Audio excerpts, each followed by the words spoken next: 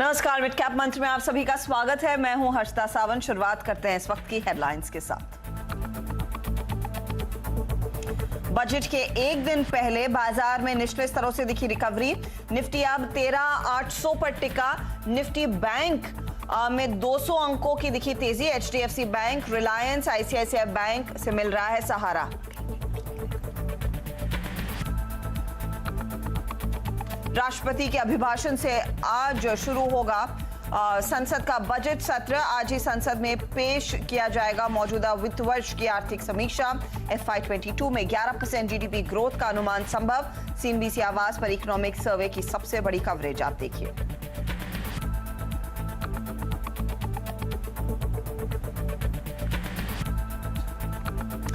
आज नतीजों से पहले टाटा मोटर्स और इंडसइंड बैंक में जोरदार तेजी। दोनों निफ्टी के टॉप गेनर्स बने। रिजल्ट्स डे पर आईओसी, डॉक्टर रेड्डीज में खरीदारी का रुझान। 8 निफ्टी और वायदे में शामिल 9 कंपनियों के नतीजे आज। तीसरी तिमाही में रिकॉर्ड आय और मुनाफे के बाद टीवीएस मोटर्स में दिखी गैप अप ओपनिंग। स्टॉक 10% दौड़ा। और बजट से ठीक पहले रियल्टी शेयरों में दिखी रौनक। 5 दिनों की गिरावट के बाद निफ्टी रियल्टी इंडेक्स 1% से ज्यादा ऊपर। 2 से 4% दौड़े फिनिक्स और गोदरेज प्रॉपर्टीज जैसे स्टॉक्स। आईआरएफसी की कमजोर लिस्टिंग 4% डिस्काउंट के साथ एनएसई पर करीब 25 रुपए के भाव पर लिस्ट हुआ शेयर। और मार्केट के एक्शन पर नजर रखिए, जहां पर आज थोड़ी सी वॉलेटिलिटी जरूर देखने को मिली है, लेकिन नेशनल लेवल्स पर हमने देखा रिकवरी नजर आई। इस समय निफ्टी बैंक आपकी स्क्रीन पर लेकर आएंगे। 227 अंकों का इजाफा साफ दिखाई दे रहा है। निफ्टी कोशिश कर रहा है 13,800 के ऊपर टिके रहने की, लेकिन ऊपरी लेवल पर थोड़ी थोड़ी मुनाफा वसूली इसके नाम होती दिखाई दे रही है। एडवांस डिक्लाइन रेशियो बेहतर है, क्योंकि आज फिर इनिशियल प्रेशर के बाद मिड कैप इंडेक्स में खरीदारी देखने को मिली और 100 पॉइंट से ज्यादा का उछाल दरअसल इस इंडेक्स ने अपने नाम कर लिया। आपके लिए हाईलाइट सबसे पहले लेकर आते हैं। बाजार की निचले लेवल से रिकवरी है और इस रिकवरी के बीच निफ्टी पूरी कोशिश में कि 13,800 को संभाल ले। निफ्टी बैंक डेज लो से करीब 275 पॉइंट भागा है। प्राइवेट बैंकों से सहारा मिला। दूसरी ओर सेक्टोरली आप देखिएगा, एनबीएफसी, हाउसिंग फाइनेंस शेयरों में सबसे ज्यादा तेजी देखने को मिली है और इसी के साथ रियल्टी स्टॉक्स भी खरीदारी के मूड में हैं। तो उम्मीद यही है कि बजट में रियल एस्टेट, हाउसिंग फाइनेंस, इस पूरे सेक्टर पर खासी नजर होगी और वहां पर कुछ बड़े ऐलान का इंतजार है। आईटी, टेलीकॉम और फार्मा शेयरों में आज हम देख रहे हैं कुछ बिकवाली का दबाव बनता हुआ दिखाई दिया है। तो ये फिलहाल ओवरऑल मार्केट का मूड दिखाई देने लगा है। अब इस तरह के बाजार में आपकी रणनीति क्या होनी चाहिए, इस पर करेंगे बातचीत। गाबा साहब हमारे साथ जुड़ गए हैं। गाबा साहब गुड आफ्टरनून, बताइए। तो अच्छा, गाबा साहब हमारे साथ जुड़े नहीं है, तो एक काम कीजिए, वो मिड कैप के गेनर लूजर दिखा दीजिएगा। डायरेक्टर साहब देखे तो किन किन स्टॉक्स में एक्शन आज नजर आया है। जैसे मैं मेंशन कर ही रही थी आपको कि एनबीएफसी स्टॉक्स में तेजी देखने को मिली है। श्रीराम ट्रांसपोर्ट नंबर्स के बाद 17% भागा। दूसरी तरफ GIC housing, LIC housing finance, Chola investment जैसे स्टॉक्स में खरीदारी है। अच्छे वॉल्यूम्स पर ये स्टॉक्स आउट परफॉर्म कर रहे हैं। साथ ही साथ आप बैंकों को देखिए, federal bank, Canara bank, CSB यानी कि Catholic Syrian bank, union bank जैसे काउंटर्स में कम से कम 2.5% तक की बढ़त देखने को मिली है। दूसरे गेनर्स में टीवीएस मोटर दमदार परफॉर्मेंस रहा, तो स्टॉक तो रफ्तार पकड़ेगा ही। गैप अप ओपनिंग के बाद वो 10% के गेन को होल्ड कर रहा है। कमिंस हो, कोलगेट के ब्रोकरेज रिपोर्ट्स देखकर आज 5% की तेजी कोलगेट में देखने को मिल रही है। आरती इंडस्ट्री जैसे काउंटर्स है जहां पर खरीदारी हुई है, लेकिन मंदी के ट्रेड्स कहां पर है वो पर उस पर आप ध्यान दीजिए। Havells, M&M finance, KEI industries, Ramkrishna forgings, ये तमाम वो स्टॉक्स जहां पर आज हम देख रहे हैं कुछ बिकवाली का दबाव बनता हुआ दिखाई दिया है। तो ये फिलहाल आपके लिए मार्केट का पूरा रुझान इस समय देखने को मिल रहा है। एक दो काउंटर्स आपकी स्क्रीन पर लेकर आते हैं जहां पर इस घंटे नई मूव्स आने की कोशिश जरूर होती दिखाई दे रही है। एक चीज आप गौर करेंगे कि जो कंजम्पशन थीम है ना, वो फिर से जोर पकड़ रही है और आप कंजम्पशन को अलग अलग एंगल से देख सकते हैं। कंजम्पशन को आप रियल एस्टेट से जोड़कर देख सकते हैं, या फिर कोलगेट जैसी कंपनियां, पिडिलाइट जैसी कंपनियों के साथ जोड़कर देख सकते हैं, या फिर टीवीएस मोटर के आउट परफॉर्मेंस को जोड़कर देख सकते हैं, क्योंकि ये इनफैक्ट वो पॉकेट्स ऑफ स्ट्रेंथ है जहां पर हमने देखा है लोगों ने आज फिर तेजी की पोजीशंस जरूर ली हैं। लेकिन एक स्टॉक जो अंडर परफॉर्म कर रहा है वो है M&M फाइनेंस, वो आपकी स्क्रीन पर लेकर आएंगे और प्रकाश गाबा से भी एक व्यू लेंगे कि इस समय फिर क्या ट्रेड लिया जाए। M&M फाइनेंस दरअसल एक वीक क्वार्टर रहा है, हमने देखा है मुनाफे से घाटे में कंपनी आई है। इसके सामने हमने श्रीराम ट्रांसपोर्ट को आउट परफॉर्म करते देखा, लेकिन M&M फाइनेंस के MD और वाइस चेयरमैन रमेश अय्यर से रूबरू होंगे और उनसे पूछेंगे कि एसेट क्वालिटी में दबाव क्यों देखने को मिला है। अय्यर साहब, थर्ड क्वार्टर में एसेट क्वालिटी पर प्रेशर देखा गया है, क्या डिटेल आप हमारे साथ शेयर कर पाएंगे? क्योंकि आप ही के पियर्स में कुछ रिकवरी देखने को मिली है और उनके नंबर्स बहुत स्ट्रांग रहे हैं, लेकिन बाजार थोड़ा सा निराश है आपके नंबर्स को देखकर। एसेट क्वालिटी पर आउटलुक देंगे सर? अगर हमारी नंबर की बात करें बट क्लियरली, तो हमने मॉरिटोरियम के बाद जो रीस्ट्रक्चरिंग आरबीआई ने दी थी, ये हमारे कस्टमर से बातचीत करने के बाद, जैसे कस्टमर ने बताया कि हमें रीस्ट्रक्चरिंग की रिक्वायरमेंट नहीं है क्योंकि हमारी कमाई अब शुरू हो चुकी है और हम एक आध महीने में जो है हमारी पेमेंट ठीक ठाक हो जाएगी। तो हमने ये कस्टमर की बात को समझते हुए हमने कोई रीस्ट्रक्चरिंग नहीं किया है और हम उस अकाउंट को वैसे रहने दिए जिस वजह से हमने एक्स्ट्रा प्रोविजन कर रखा है। सो इसका जो करेक्शन है इमीडिएटली आप नेक्स्ट क्वार्टर में देखेंगे, क्योंकि अगर इस क्वार्टर की कलेक्शन एफिशिएंसी को देखें तो अक्टूबर, नवंबर और दिसंबर की देखें तो 88% से जाकर के दिसंबर में 97% तक कलेक्शन एफिशिएंसी जा चुकी थी। तो कुछ कस्टमर जिन्होंने अपना पेमेंट देना शुरू कर दिया है, इनके पेमेंट जो है अगले क्वार्टर में जैसे आना शुरू हो जाएगी, you will see lot of correction ये एनपीए में। So it's a prudent decision on the strength के कस्टमर से बातचीत करने के बाद उन्हें रीस्ट्रक्चरिंग की रिक्वायरमेंट नहीं है, तो उन्हें इंटरेस्ट बर्डन डालते के बजाय हमने एनपीए प्रोविजन में रखा है और ये रिवर्स हो जाएगा। सर, आपका फोकस, और आप खुद कहते हैं कि आप रूरल मार्केट्स को केटर करते हैं, वो आपके लिए एक बहुत बड़ा बेस है। अब हमने HUL के नंबर्स देखे, बाकी FMCG कंपनियों के नतीजे देखे, उन सब ने कहा है कि रूरल इनकम्स में बढ़त देखने को मिली है, वहां पर डबल डिजिट ग्रोथ देखी जा रही है। तो आपके लिए अब यहां से आगे इस तरह के एनवायरनमेंट में जहां पर ग्रोथ FMCG कंपनियां विटनेस कर रही हैं, आप क्या ग्रोथ के आंकलन लगा रहे हैं? इस क्वार्टर दबाव क्यों रहा है और क्या आगे एक टर्न अराउंड आप एक्सपेक्ट कर रहे हैं Q4 में आएगा? पूरा 25 डेज लोग ने काम नहीं किया है even in October and November, and इसके वजह से इनकी कमाई में थोड़ी प्रेशर रहती है।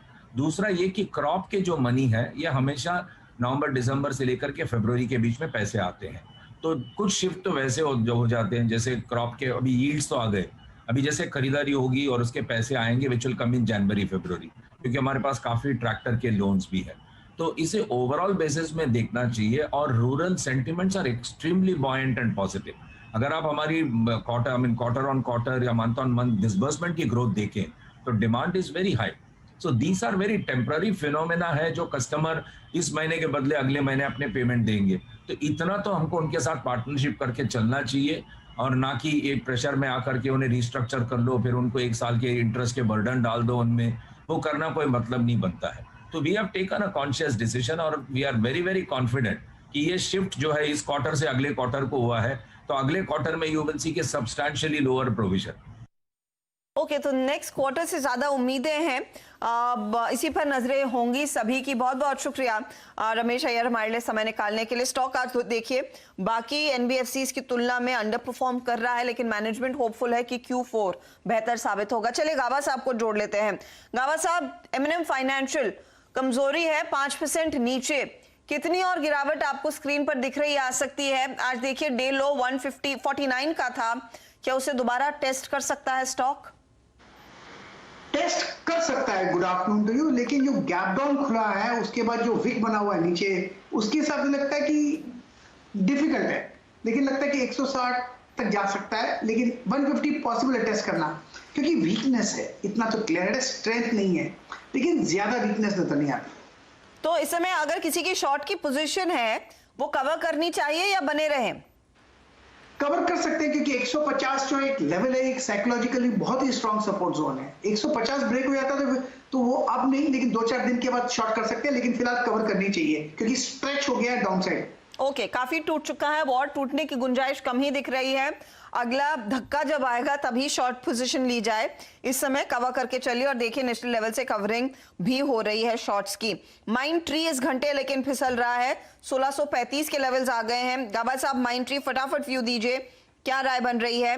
क्या वीक दिख रहा है काउंटर, या फिर 1600 टूटे तभी करेंगे आप शॉर्ट? माइंड ट्री की बात करें तो मुझे लगता है जो माइंड ट्री का जो चार्ट है उसके हिसाब से वीकनेस है। 1550 का एक लेवल है, वहां तक जा सकता है। पहला टारगेट रहेगा 1600, फिर 1550। स्टॉप का होगा 1650, 152 का स्टॉप का अगर चले तो मेरे ख्याल से शॉर्ट अब भी बनता है माइंड ट्री में। ये स्टॉक्स की बात हुई, लेकिन गाबा साहब इस समय इंडेक्स ट्रेड करने की हिम्मत है क्या? कोई पोजीशन लेंगे आप निफ्टी या निफ्टी बैंक में? कंस्ट्रिंग आज वॉलेटिलिटी है, इकोनॉमिक सर्वे पेश होने में देरी हो रही है। मेरे ख्याल में बाजार बजट से पहले कोई अग्रेसिव स्टांस नहीं लेना चाहेगा, और वही सुबह से हम नोट कर रहे हैं बहुत सॉम्बर ट्रेड देखने को मिला है। आप क्या एडवाइस करेंगे? बिल्कुल वैसा ही हुआ कि गैप अप ओपन एक दिखा दिया, एक संकेत दे दिया कि सेल है आज, और वो सेल दिखाई दिया। बीच में एक ट्रेड लॉन्ग बना था, बस उसका प्रॉफिट अचीव हो चुका, और फिर एक स्लगिश माहौल है।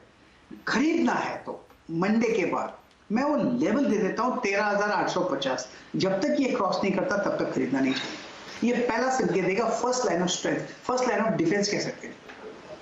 13,850 के ऊपर ही खरीदारी करके चलें, गावा साहब कह रहे हैं। अच्छा, इस बीच आईओसी आपकी स्क्रीन पर लाएंगे। गावा साहब, आईओसी का चार्ट भी देख लीजिए आप। मुनाफा 4,920 करोड़ पर आया, 30 करोड़ मिस है, उम्मीद के मुताबिक नहीं है लेकिन उम्मीद के करीब है, तो इतनी भी बड़ी दिक्कत नहीं होनी चाहिए इस पर्टिकुलर नंबर पर रिएक्ट करने के लिए। एबिटा मार्जिन करीब 9%, ये उम्मीद से बेहतर। एबिटा लेवल जो है 9,622 करोड़ का आया है, 8,876 करोड़ का अनुमान था, तो एबिटा परफॉर्मेंस, ऑपरेशनल परफॉर्मेंस अच्छा रहा है। रेवेन्यू 1 लाख करोड़ के कंपनी ने पोस्ट किए हैं, 1,06,000 crore to be precise, 1,01,000 crore का अनुमान था। तो ये है आईओसी। गावा साहब, हम सब के लिए पेट्रोल डीजल महंगा हो रहा है, इन कंपनियों के लिए वो पॉजिटिव है। क्या ट्रेड लेंगे आईओसी में तेजी की तरफ? आईओसी लगता तो है कि शायद एक अपमूव मिले, लेकिन यहाँ पर मेरे ख्याल से जो लोअर लेवल 90 था वहां सीख था, लेकिन 96, 97 में रेसिस्टेंस है, क्लैरिटी नहीं है। मेरे ख्याल से जो अपमूव नजर आता है थोड़ा वीक नजर आ रहा है अपमूव, तो मेरे ख्याल से अवॉइड करें तो अच्छा रहेगा आईओसी। ओके, तो देखिए 96, 97 के पार निकलता है तो शायद अग्रेसिव तेजी होगी। डे हाई की तरफ बढ़ तो रहा है ये, 34 रुपए 94 रुपए 30 पैसे के आसपास करता हुआ कारोबार। तो ये है फिलहाल आईओसी। नंबर्स इनफैक्ट उम्मीद से थोड़े से बेहतर हैं, ये आप जहन में जरूर रखें। अगला ट्रिगर ऑयल मार्केटिंग कंपनी में वही होगा जब बीपीसीएल पर विनिवेश की गाड़ी आगे बढ़ेगी, और वो इनफैक्ट अगले फाइनेंशियल ईयर में मामला टल गया है, ये हम सब जानते हैं। चलिए फटाफट गावा साहब से पूछते हैं, उन्होंने मेहनत करके आपके लिए कुछ स्टॉक शॉर्टलिस्ट किए हैं इस वॉलेटाइल बाजार में। गावा साहब बताइए, इस समय आपने क्या आइडेंटिफाई किया, क्या ट्रेड लेंगे? हिंदुस्तान जिंक अच्छा लगता है मुझे, अपमूव मिल सकता है यहाँ पर। टारगेट हमने आपसे 285 का है, स्टॉप होगा 269, तो हिंदुस्तान जिंक में बाइंग नजर आती है। दूसरा है फेडरल बैंक में लगता है कि एक अपमूव मिलना चाहिए, अच्छी जगह से बाउंस हुआ है। टारगेट होगा 77, स्टॉप होगा 73। तो 77 के टारगेट के लिए फेडरल बैंक में एक पोजीशन ट्रेड का लिया जाए, और हिंदुस्तान जिंक में भी एक तेजी की ही पोजीशन गावा साहब इस समय सुझा रहे हैं आपको। स्टॉक स्पेसिफिक एक्शन है, थोड़ा सा कंजर्वेटिव है इंडेक्स को लेकर ट्रेड, लेकिन इंडिविजुअल स्टॉक्स में हरकत देखने को मिल रही है। ब्रेक लेंगे, फटाफट लौटते हैं, आप बने रहिए सीएनबीसी आवाज के साथ।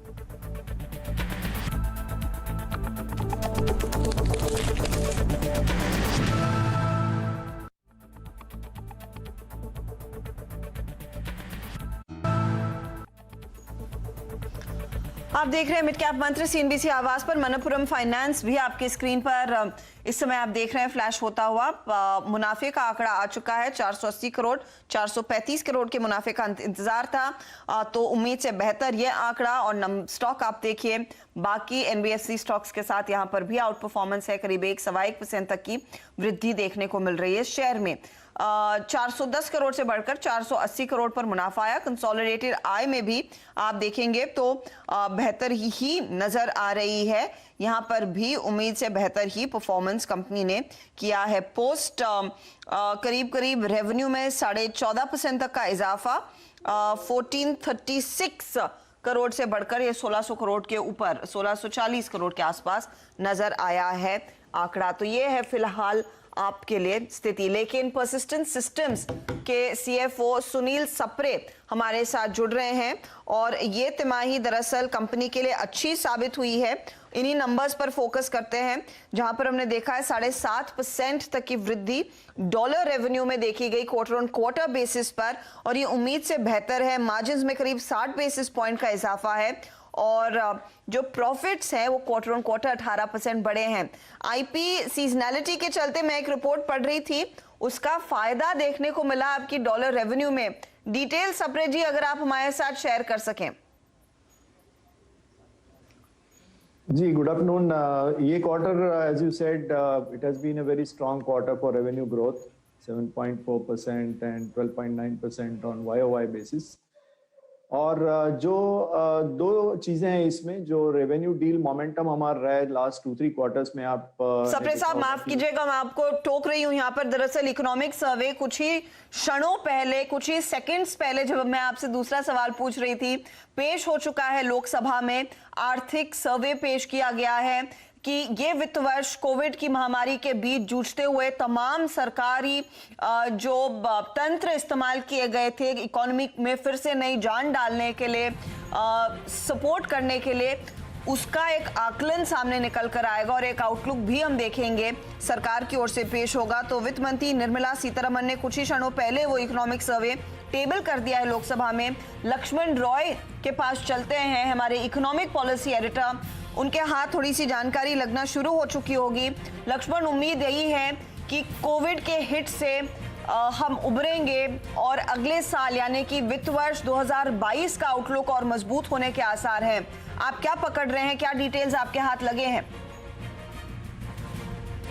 देखिए, बिल्कुल आपने सही कहा। दरअसल अब से कुछ ही मिनटों पहले लोकसभा में वित्त मंत्री निर्मला सीतारमण ने यहाँ पे इकोनॉमिक सर्वे की 2 कॉपी, हिंदी और अंग्रेजी दोनों कॉपी पेश कर दी है। 2 वॉल्यूम में पेश किया गया है और इसके बाद 3 बजे में राज्यसभा में ये इकोनॉमिक सर्वे पेश किया जाएगा। जब 3 बजे आर्थिक सर्वे राज्यसभा में पेश किया जाएगा तब ये सार्वजनिक किया जाएगा आधिकारिक तौर पर। लेकिन अब तक जो संकेत मिल रहे हैं उसके मुताबिक आर्थिक सर्वे में कोरोना महामारी के लेकर काफ़ी विस्तृत चर्चा की गई है और इस बात के संकेत है कि अब जो वी शेप रिकवरी है आने वाले दिनों में काफ़ी तेजी से बढ़ने वाली है, काफ़ी अर्थव्यवस्था की रफ्तार तेज पकड़ेगी। संभावना ये जताई जा रही है कि आर्थिक सर्वे में सरकार ने कारोबारी साल 2021-22 के लिए रियल जीडीपी के आधार पर करीब 11% जीडीपी ग्रोथ का अनुमान जताया है और उसके बाद के सालों के लिए 6.8 से लेकर 7% के आसपास आर्थिक विकास की रफ्तार को जताया है। अगर आप नॉमिनल जीडीपी की बात करें तो वहाँ पर करीब 15.1% जीडीपी ग्रोथ की रफ्तार का अनुमान दिया जा सकता है आर्थिक सर्वे में, ऐसा संकेत मिल रहा है। संकेत इसलिए कह रहा हूं क्योंकि आधिकारिक तौर पर अभी तक हमारे पास आर्थिक सर्वे की कॉपी नहीं दी गई है, ना तो वेबसाइट पे अपलोड की गई है। एक और महत्वपूर्ण बात ये कहा गया है कि जिस तरीके से रिकवरी आ रही है इस कारोबारी साल में -7.7% आर्थिक ग्रोथ रहेगा, यानी निगेटिव रहेगा, लेकिन सर्विस सेक्टर और इंडस्ट्री में दबाव बना रहेगा इस साल। आगे चल के इसमें बढ़ोतरी देखने को मिलेगी। कृषि क्षेत्र को लेकर के काफ़ी उम्दा आउटलुक यहाँ पर दिया गया, बोला गया है कि इस मौजूदा महामारी के दौर में भी कृषि क्षेत्र काफ़ी तेजी से उभर रहा है और आगे भी उभरेगा। और ये भी संभावना जताई गई है कि जिस तरीके से कोरोना वैक्सीन सरकार बड़े पैमाने पर दे रही है उसके बाद बहुत जल्द कोरोना पर काबू पा लिया जाएगा। ठीक है, तो ज्यादा डिटेल्स लक्ष्मण कह रहे हैं कुछ देर में आएंगे, लेकिन जो कुछ लक्ष्मण आज सुबह से देखिए तैनात है पार्लियामेंट के सामने, लोगों से बातचीत हो रही है, यही सुन रहे हैं कि ये साल FY21 भले ही ग्रोथ 7% -7.7% आएगी, लेकिन FY22 के लिए दरअसल ग्रोथ में उछाल देखने को मिलेगा। 10% से ऊपर की ग्रोथ की उम्मीद जताई जा रही है। और लक्ष्मण, आई एम श्योर जिन लोगों से आप बात कर रहे हैं, हाल ही में IMF ने भी भारत की GDP का आउटलुक बढ़ाया है। उससे भी थोड़ी सी इंस्पिरेशन ली होगी। कहां पर आपको लग रहा है ग्रोथ के और आसार देखने को मिलेंगे? क्या मैन्युफैक्चरिंग में आगे चलकर आपको लग रहा है पिकअप के आसार बनते दिखाई देंगे? क्योंकि पीएलआई स्कीम हमने देखा इलेक्ट्रॉनिक्स के लिए, सुनने में यह भी आ रहा है कि आगे चलकर आईओटी एआई को बढ़ावा देने के लिए एक पीएलआई स्कीम आएगी, फार्मा को बढ़ावा देने के लिए पीएलआई स्कीम आ चुकी है। उसका एक बड़ा थ्रस्ट आप देखेंगे, मेंशन हो सकता है क्या आर्थिक सर्वे के डिटेल्स में? देखिए, आर्थिक सर्वे में जो ग्रोथ का अनुमान अगले कारोबारी साल में बढ़ाया गया है, उसके पीछे जो दलील दी गई है, जो बता दूं फिर से कि सूत्रों के हवाले से ये संकेत ही है, या आधिकारिक बयान नहीं आया है। जो दलील दी गई है उसमें ये है, अनुमान है कि जो सर्विस सेक्टर और मैन्युफैक्चरिंग सेक्टर, उसमें जो आप अभी देख रहे हैं नेगेटिव ग्रोथ में आता हुआ, वो आगे चल के 8 से 9% तक ग्रोथ आपको आगे चलकर देखने को मिलेगा अगले कारोबारी साल में। तो पहले मैन्युफैक्चरिंग और सर्विस सेक्टर में आने वाले दिनों में अगले कारोबारी साल में काफ़ी ज़्यादा आशान्वित है। इसके पीछे वजह यह है, आर्थिक सर्वे में बताया गया है कि जिस तरीके से सरकार निवेश को बढ़ावा देने के लिए अलग अलग कदम उठा रही है और आत्मनिर्भर पैकेज दिया है, उसका असर आपको बिजनेस एक्टिविटी बढ़ाने में देखने को मिलेगी। दूसरी बात कि कोरोना की वजह से जो आर्थिक गतिविधि रुकी हुई थी, वो फिर से वी शेप रिकवरी के तौर पर बढ़ रही है और मैन्युफैक्चरिंग और सर्विस सेक्टर में भी आपको वी शेप रिकवरी का असर आने वाले दिनों में अगले कारोबारी साल में देखने को मिलेगा। एक तीसरी बात जो महत्वपूर्ण तौर पर कही गई है वो ये है कि ब्याज को लेकर के जो ब्याज दरें काफ़ी कम हो गई हैं, इसका असर अभी आपको निवेश पर देखने को मिलेगा। एक तरीके से निवेश का माहौल काफ़ी बेहतर होने जा रहा है, इस बात का अनुमान आर्थिक सर्वे में जताया जा सकता है और इस बात के संकेत मिल रहे हैं। और 2021-22 के बाद के सालों के लिए आपको यहाँ पे 6.8 से 7% के आसपास का एक रेंज दिया जा सकता है कि वहाँ पे इस रेंज में आर्थिक विकास की रफ्तार रह सकती है। और जैसा कि आपको बताया मैंने, कृषि क्षेत्र को लेकर काफ़ी ज़्यादा आशान्वित है कि ये जो है आगे चलकर आर्थिक विकास की रफ्तार को बढ़ाने में काफ़ी मदद मिलेगी। पीएलआई स्कीम सरकार ने पहले घोषणा कर दी है और संभावना ये जताई जा रही है कि आत्मनिर्भर भारत पैकेज के अगले चरण के तौर पर बजट में कुछ ऐलान होंगे, तो उन सब का भी आधार बनाते हुए आर्थिक सर्वे में आने वाले दिनों के लिए बेहतर आउटलुक दिया जा रहा है। तो देखिए, एक बेहतर आउटलुक की उम्मीद जताई जा रही है। लोकसभा में टेबल हुआ है, सार्वजनिक नहीं हुआ है। लक्ष्मण आपको जो भी डिटेल्स दे रहे हैं ये इनफैक्ट सोर्स बेस्ड है। इस पर मुझे आई एम 100% श्योर कि इस पर जल्द से जल्द मोहर लगेगी। जो लक्ष्मण कह रहे हैं कि डबल डिजिट FY22 का जीडीपी अनुमान आता हुआ दिखाई देगा। एक वी शेप रिकवरी की पूरी उम्मीद जताई जाएगी इस इकोनॉमिक सर्वे में। और साथ ही साथ जो थ्रस्ट एरियाज रहेंगे वो ऑफकोर्स मैन्युफैक्चरिंग रहेगा, सर्विस सेक्टर रहेगा और कृषि भी रहेगा। तो ये 3 सेक्टर्स हैं जहां पर थ्रस्ट देखने को मिलेगा। एक शब्द जिसका जिक्र बार बार हुआ है 2020 के साल में, वो है आत्मनिर्भर भारत। और इसी थीम को आगे हम और एक्सटेंड होता हुआ देखेंगे, इसका एक कैस्केडिंग इफेक्ट होता देखेंगे, क्योंकि प्रोडक्शन लिंक्ड इंसेंटिव्स सरकार ने कई एरियाज के लिए सामने रखे हैं, चाहे वो ऑटोमोबाइल हो, चाहे वो फार्मा हो या फिर दूसरे एरियाज हो, और उसका फायदा दरअसल आने वाले साल में देखने को मिलेगा। लक्ष्मण ने एक और खास बात कही कि इकोनॉमिक सर्वे में इस बात का भी रेफरेंस होगा कि इस समय जो ब्याज दरें हैं, जो बोरोइंग रेट है, वो काफी कम है और ये दरअसल इन्वेस्टमेंट फ्यूल कर रही है। लोग कर्ज लेकर निवेश करेंगे, चाहे वो इंडस्ट्री में हो या फिर अपने रियल एस्टेट के लिहाज से हो। तो ये फिलहाल हाइलाइट्स निकल के आ सकती हैं इकोनॉमिक सर्वे में। फटाफट मार्केट पर भी एक बार ध्यान डाल देते हैं कि स्थिति वहां पर क्या दिख रही है, क्योंकि देखिए छन छन के खबरें आ रही हैं कि इकोनॉमिक सर्वे में आगे का आउटलुक देखिए। जो पिछला साल था, जो FY21 था, उसमें जो होना है वो हमारे सामने पेश हो चुका है। -7.7% के आसपास ग्रोथ रहने के आसार हैं। कई सारी रिपोर्ट्स इनफैक्ट कह भी रही हैं कि शायद बजट में भी इसी आंकड़े का जिक्र होगा और इसी से एक्सट्रापोलेट करके जो रिकवरी आई है पिछले 2-3 महीनों में अनलॉक होने के बाद, ये इशारा कर रही है कि भारत फिर से डबल डिजिट ग्रोथ में दिखाई देगा। याद रखिएगा, IMF ने 11.5% जीडीपी ग्रोथ रेट का अनुमान लगाया है FY22 के लिए, भारत के लिए स्पेसिफिकली, और अनुमान यही है कि उसी के आसपास वो इकोनॉमिक सर्वे में भी मेंशन किया जाएगा। देवेंद्र चौकसी हमारे साथ जुड़ गए हैं। चौकसी साहब, स्वागत है आपका। मार्केट थोड़ा सा हल्का हो चुका है इनफैक्ट प्री बजट, और इकोनॉमिक सर्वे लोकसभा में टेबल हुआ है।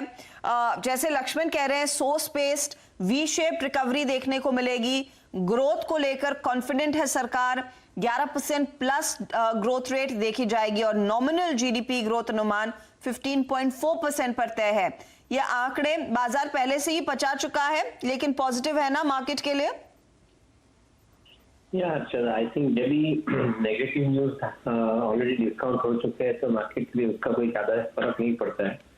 On the country I think budget के अंदर प्रायोरिटीज क्या रखी जाएगी उसके ऊपर मार्केट ज्यादा ध्यान देगा, क्योंकि ऑलरेडी गवर्नमेंट ने काफी हद तक एक रोड मैप ले डाउन कर दिया है। इंडस्ट्री के लिए क्या क्या स्टिमुलस दिए गए हैं उसका भी एक रोड मैप दिया गया है।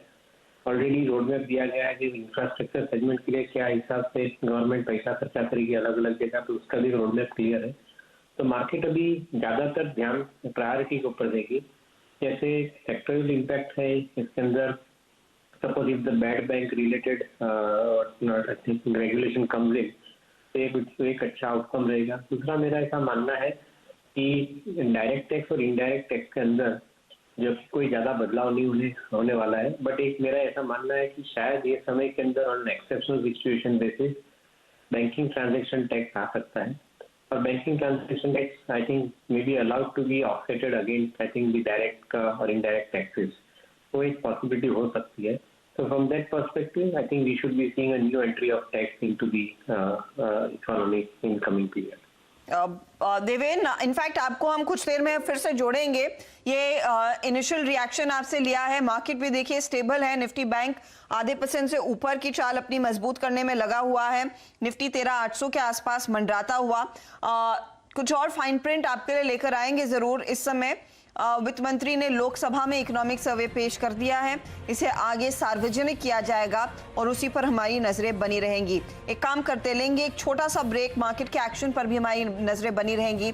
आप बने रहिए CNBC आवाज के साथ।